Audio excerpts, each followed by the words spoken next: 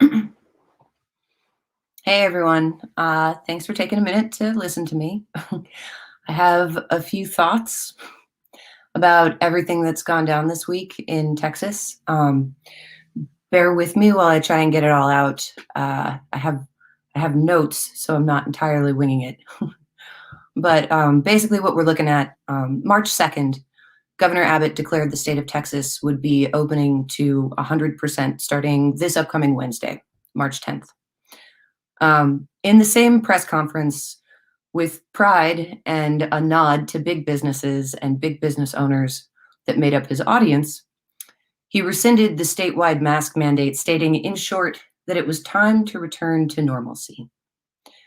A few months ago, I went live and read a list of 35 businesses that had been shuttered permanently in Austin because there was no financial relief given during the COVID shutdown. I anticipate that a few months from now, that list will be names, not just of businesses, but of the people who work in them. Servers, trainers, childcare workers, mechanics, postal workers, essential workers who were sacrificed so our state government wouldn't have to navigate the difficult waters of disaster relief. So they wouldn't have to lift a finger to help during a time of crisis. And so they wouldn't have to leave. This rash, uncalculated announcement puts the weight, burden, and responsibility of governance on us, the working class, the small business owners.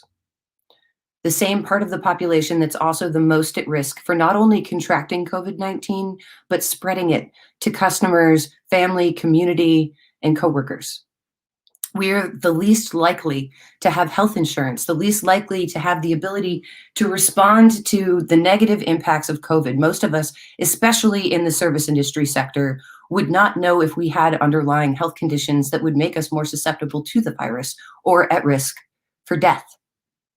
Most of us can't afford to shell out upwards of $200 a week for rapid tests if we think we've even been exposed. In Austin, our minimum wage is the lowest in the country for one of the highest costs of living. Declaring we are no longer held to the terms of disaster mandates puts us in an awkward, at best, relationship with landlords, bill collectors, and banks. We have waited patiently, the essential workers, for a vaccine because it's the healthcare workers, the elderly, and those that are sick that need it more. So we've waited. And while we were waiting, we were working twice as hard because we had to be hall monitors, the bad guys, the kindergarten teachers constantly reminding people to wear their mask over and over to frustrating levels. We have gone to work wearing masks for 6 to 12 hours at a time, putting ourselves at risks, repeating ourselves, getting yelled at, eyes rolling, attitude abounding, so that customers and clients keep their masks on for the duration of a transaction. And now we get to go from hall monitor to arbiter of law and lawyer. When the state no longer backs our safety measures, our workplaces become battlegrounds, and we're battling for our own safety. We have no way to protect ourselves from businesses that will throw out any safety measures without staff consideration, to storefronts that should stay shuttered but now have no choice but to chance a reopen under conditions that no health authority recommends, but one that bends to the whim of some imaginary constituency. This change in stance on behalf of the entire population of Texas benefits some businesses at the sacrifice of labor, and we are that labor. Opening the state to 100% is not safe. A mere 7% of our population has been vaccinated, and we need more time. We need more time to be responsible. We need more time to be safe. We need more vaccines with attention and money given to fair and rapid dispersal before we declare our state open for business. Rescinding the mask mandate is not safe. Full stop. It's irresponsible. The decision to keep employees and customers safe has never been left in the hands of the people prior to a global pandemic. This is why we have code compliance. This is why we have things like the TABC and health regulations and workers' rights. The workers of the state of Texas are being taken advantage of. And in this right to work state, we don't have representation. We don't have protection, and quite frankly, we will get sick. The message cannot be it's time to reopen if the message is also it's not safe.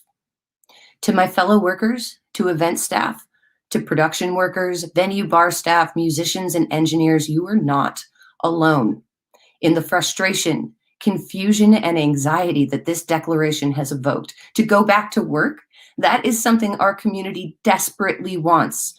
We have been sidelined, underfunded, and ignored for a year. I speak to you now on the 5th of March, the eve of the day in 2020 that South by Southwest was officially canceled and the beginning of the dark age for our events industry. There is nothing more that I want, that the people I advocate for want, than to go back to work. We want to put on shows, we want to produce events, and we want to play music again. But when I say nothing more, it's a slight exaggeration because there's something more that I want, and we want a bit more than to work. We want to survive. And I believe a call to action is needed. I believe it's time for a wake-up call for the people who for too long have protected wealth over people. The press conference Governor Abbott held to announce this reopen appeared to have the support of small businesses, but this is a lie. The man who introduced Abbott as his good friend, the chair of the executive committee for the Lubbock Chamber of Commerce, is a partner at Madera Residential, a property investment company that owns over 90 apartment properties and is valued at over $1.4 billion. A landlord influenced the decision to reopen the state and put all of us at risk. We need to show our city, this state, and anyone else who will listen who we are. They need to hear our stories, more than just videos of the temper tantrums of customers. We need to be heard as a unified front. We've been working harder than we ever have for less with much more risk. Next week, those responsibilities and that risk will quadruple.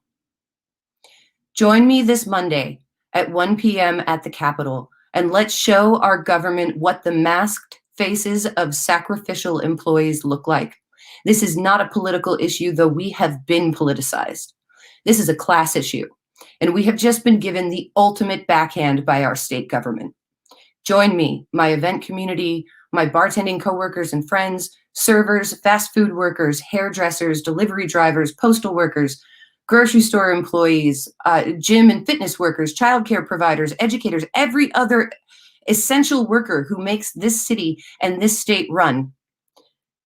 We who control the function of Governor Abbott's precious economy, join me in demanding that we do not open up at 100% until essential workers are vaccinated at least 70%.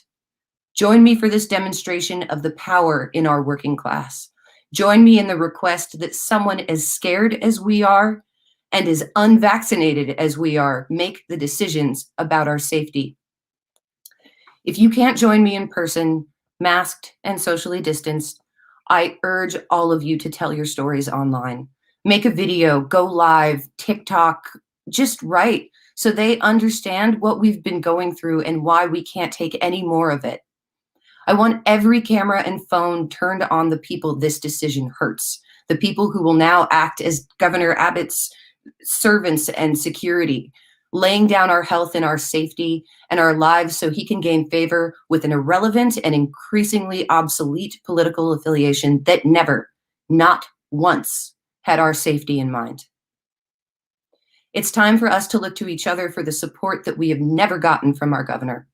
We are not stock market options, we are not CEOs or real estate moguls, but we have rights, and those rights should not be based on what we make, what we do, and where we live.